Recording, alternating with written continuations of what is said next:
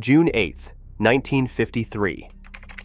7-year-old Toby Mack sat in his family's home in the Beecher community, just north of Flint, Michigan, doing homework on a hot Monday evening.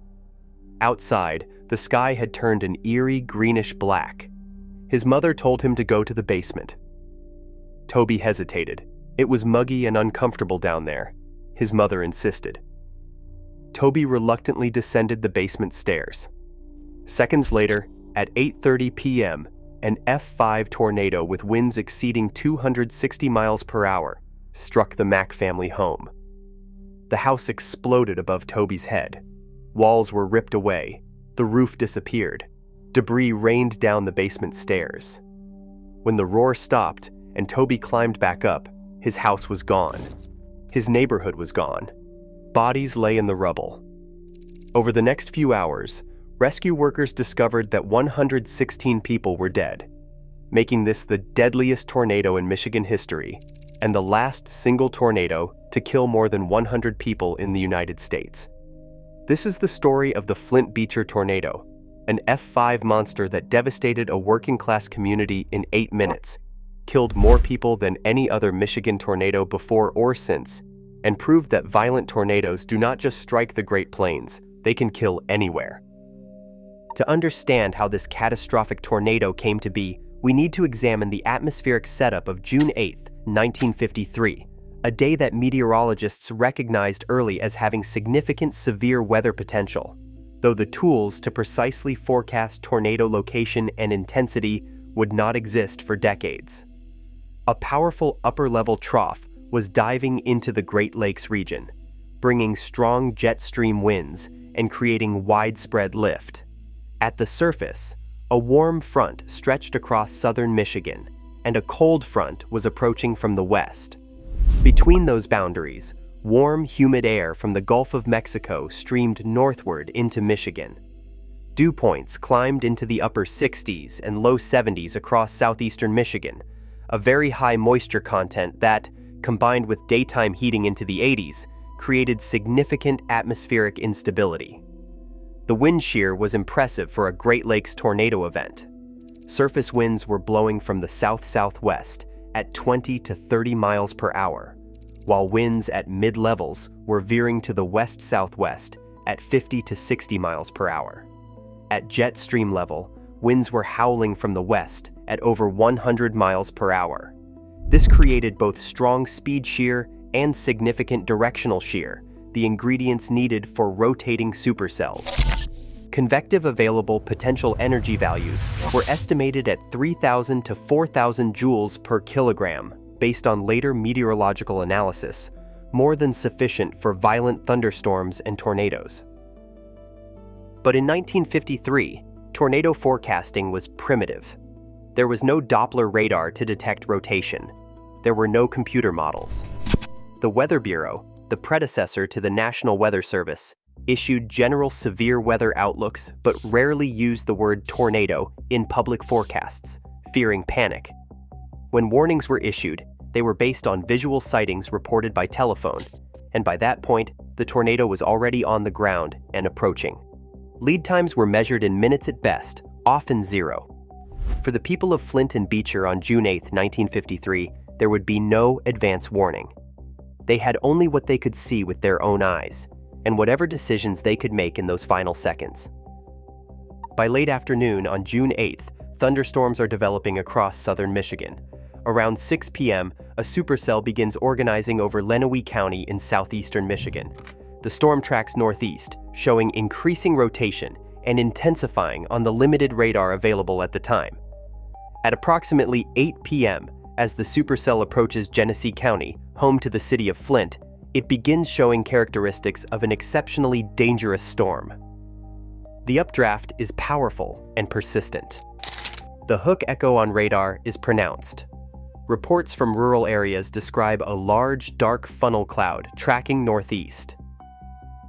At 8:30 p.m., the tornado touches down near Coldwater Road, about 2 miles southwest of the Beecher community. It begins at F2 intensity, damaging several farms and rural homes. Trees are snapped and barns are destroyed. The tornado is rapidly intensifying as it tracks northeast directly toward Beecher. Within 2 minutes, it grows from a relatively narrow funnel into a massive wedge over half a mile wide, with winds approaching F5 intensity. The condensation funnel is dark gray, nearly black, wrapped in rain and debris. In the failing evening light, sunset has just occurred, and the tornado is difficult to see clearly.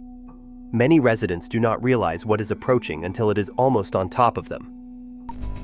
Beecher is a predominantly working-class community just north of Flint, with a population of about 7,000 in 1953. Many residents work in Flint's automotive plants.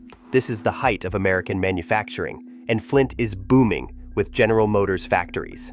Beecher is home to both white and black working-class families, living in modest single-family homes, small apartment buildings, and some trailer parks. It is a tight-knit community, where neighbors know each other, where children play together in the streets, where families gather on porches in the evening to escape the heat of their non-air-conditioned homes. On this Monday evening, many residents are outside or have windows open due to the oppressive heat and humidity.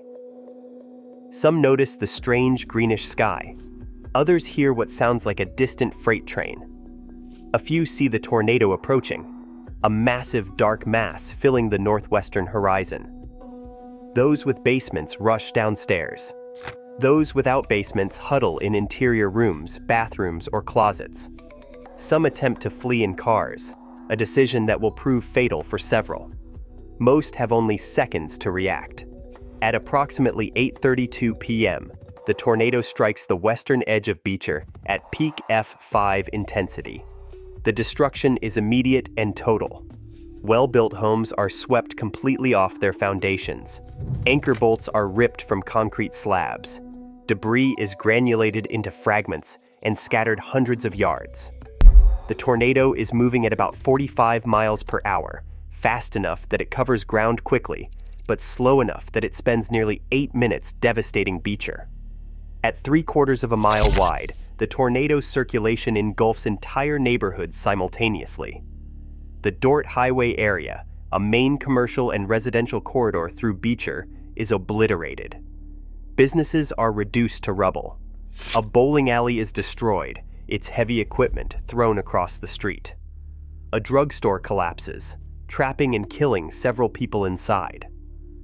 The Beecher Dairy Bar, a popular ice cream shop where families gather, is leveled. Several customers and employees are killed. Homes lining Dort Highway simply disappear. Where houses stood moments before, only bare foundations and scattered debris remain.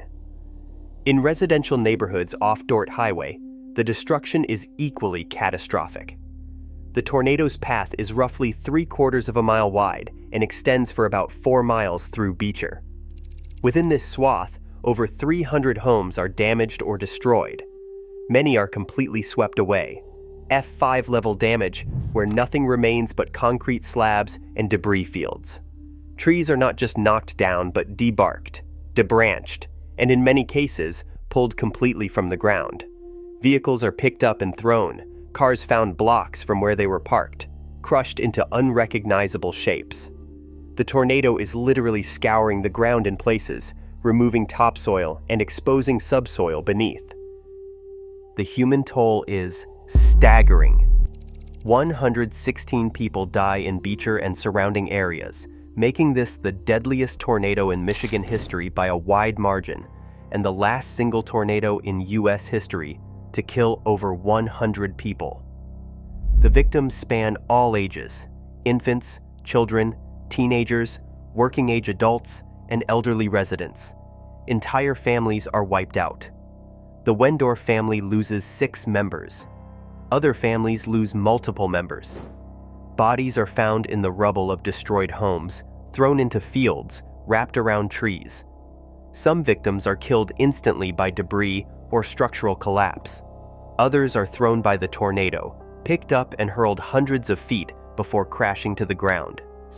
The randomness of survival is haunting. On one street, every home on the north side is destroyed and occupants killed, while homes on the south side, just across the street, suffer only minor damage.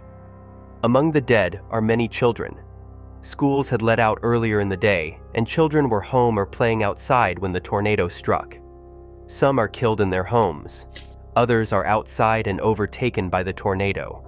The Beecher community will lose an entire generation of children, playmates, classmates, friends killed in a matter of minutes. The psychological trauma to surviving children who witness the destruction and lose friends and siblings is profound and long-lasting. The destruction extends beyond just the immediate tornado path.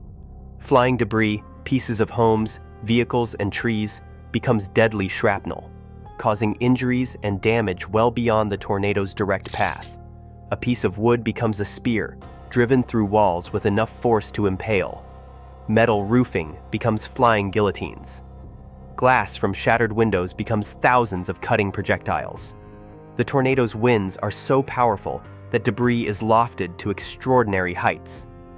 Personal belongings from Beecher are found dozens of miles away, including checks, photographs, and documents that will be returned to survivors in the weeks following. As the tornado exits Beecher around 8:40 p.m., it has spent 8 minutes carving total destruction through the community. But the tornado is not finished.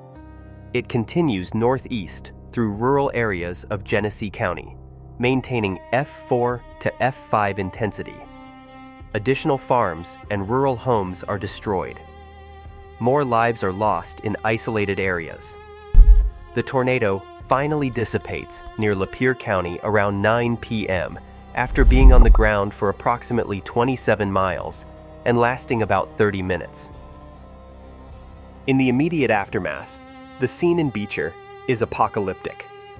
Entire neighborhoods are reduced to rubble. The landscape is unrecognizable. Landmarks that residents used to navigate are gone. Streets are blocked by debris. Power lines are down. Natural gas lines are ruptured, creating fire hazards. The smell of natural gas, splintered wood, and disturbed earth fills the air. Survivors wander through the destruction, calling out for family members, searching for the injured, trying to process the incomprehensible. Some stand in shock, staring at the empty space where their homes once stood. Others dig frantically through rubble, hoping to find loved ones alive. Emergency response begins within minutes. Flint fire and police departments respond immediately. Ambulances from across Genesee County converge on Beecher. The National Guard is mobilized. The Red Cross sets up emergency shelters. But the scale of destruction overwhelms initial response capabilities. Because Beecher is an unincorporated community, not a city with its own emergency services, it relies on Flint and the county. The search and rescue operation continues through the night by flashlight and searchlight. Bodies are recovered from rubble. Injured survivors are transported to hospitals. The death toll rises throughout the night as more victims are found, and as injured victims succumb to their wounds. Hospitals in Flint are overwhelmed. Hurley Medical Center, St. Joseph Hospital, and McLaren Hospital receive hundreds of injured survivors. Injuries range from minor cuts and bruises to severe trauma, including crushed limbs, head injuries, internal injuries, and deep lacerations from flying debris. Doctors and nurses work through the night, triaging and treating the wounded. Some victims die in the hospital from their injuries. The medical response, while heroic, is hampered by 1953 medical technology, with no CT scans, limited antibiotics, and basic trauma care compared to modern standards. The identification of victims proves difficult and traumatic. Many bodies are badly injured or partially buried in debris. Some victims are unrecognizable. Families are brought to temporary morgues to identify loved ones, a horrific process made worse by the violence of the tornado's destruction. Some families never find their loved ones' bodies, either because they were completely destroyed or scattered. The final confirmed death toll is 116, but some estimates suggest the true toll may be slightly higher. The investigation into the tornado's intensity confirms what survivors already know. This was an F5 tornado, the most violent classification. Damage survey teams from the Weather Bureau document extensive F5 level damage in Beecher. Multiple well-built homes were swept cleanly from foundations with anchor bolts removed. Definitive F5 indicators. Ground scouring is evident across large areas. Trees are debarked and pulverized. Vehicles are thrown extraordinary distances and crushed beyond recognition. The engineering analysis estimates peak winds between 260 and 280 miles per hour based on the damage observed. This makes the Flint Beecher tornado one of the strongest tornadoes on record, comparable to the most violent tornadoes documented in Tornado Alley. The fact that an F5 tornado struck Michigan, not Kansas or Oklahoma or Alabama, but Michigan, is significant. The perception in 1953 and even today is that violent tornadoes are primarily a Great Plains phenomenon. But the Flint Beecher tornado proves that under the right atmospheric conditions, F5 tornadoes can occur anywhere in tornado-prone regions, including the Great Lakes. Michigan sits at the intersection of atmospheric boundaries where warm Gulf air meets cooler Canadian air, creating conditions for severe weather. While tornadoes are less frequent in Michigan than in the plains, when they do occur, they can be just as violent. The recovery in Beecher is slow and painful. Federal disaster assistance in 1953 is minimal compared to modern FEMA support. Much of the rebuilding burden falls on residents, insurance companies, and charitable organizations. The Red Cross coordinates relief efforts. Local churches and community organizations raise funds and provide support. Flint's automotive industry workers, through union and company donations, help rebuild. But for many residents, particularly those who are uninsured or underinsured, recovery is difficult or impossible. Some families move away, unable to rebuild or unwilling to live in a place where they lost so much. The community's population declines in the years following the tornado. Psychologically, the trauma lingers for generations. Survivors describe nightmares, flashbacks, and anxiety during storms that persist for decades. Children who witness the destruction carry those images throughout their lives. The survivors form bonds, connected by shared trauma. Annual memorial services mark June 8th. A memorial is eventually erected to honor the 116 victims, ensuring their names and the tragedy are not forgotten. The Flint Beecher tornado also influences tornado forecasting and warning systems, though changes are gradual. The event is one of several deadly tornadoes in the 1950s, including the Worcester, Massachusetts tornado that killed 94 just 2 days earlier on June 9, 1953. And together, they demonstrate the need for better tornado detection and warning systems. These tragedies contribute to the push for weather radar development, improved forecasting techniques, and more aggressive tornado warning protocols. By the 1960s and 1970s, advances in radar and meteorology begin improving tornado warnings, though it takes decades to achieve the lead times and accuracy we have today. 71 years later, the Flint Beecher tornado remains Michigan's deadliest and one of the most violent tornadoes in United States history. Its death toll of 116 has never been exceeded by a single Michigan tornado, and nationally, no single tornado since 1953 has killed over 100 people, making Flint Beecher the last triple-digit death toll tornado in American history. This record reflects both the extreme violence of the tornado and improvements in warning systems, building codes, and public awareness that have reduced tornado fatalities in the decades since. The Beecher community rebuilt, but never fully recovered its pre-tornado character. The area faced economic challenges in the decades that followed, tied to Flint's automotive industry decline. The tornado's destruction, combined with broader economic forces, left Beecher a shadow of its 1953 self. But the memory of June 8, 1953, remains strong among survivors and descendants. The memorial site is maintained. Stories are passed down through families. And every spring, when severe weather threatens Michigan, Beecher residents remember the night the sky turned green and 116 neighbors died in 8 minutes. June 8, 1953. taught Michigan and the nation that violent tornadoes do not respect geography, that F5 winds can strike anywhere, and that complacency about tornado risk outside traditional tornado alley is deadly.